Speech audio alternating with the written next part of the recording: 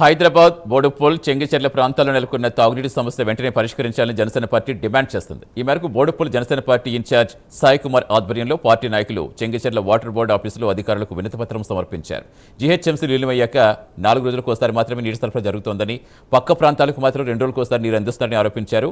ఈ సమస్యపై అధికారులు ప్రభుత్వం వెంటనే స్పందించి శాశ్వత పరిష్కారం చూపాలని జనసేన నాయకులు డిమాండ్ చేశారు.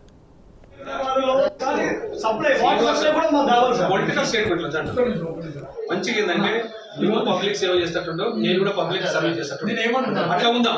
అట్లా ఉంటే ఫ్రెండ్లీగా ఉందాం. ఇంకా ఫ్రెండ్లీగానే స్టేట్మెంట్ చెప్తుంటే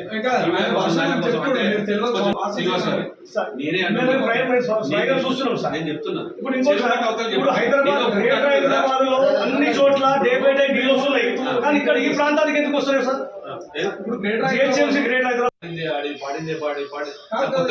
అంటే మనం ఇంప్రూవ్మెంట్ చేద్దాం.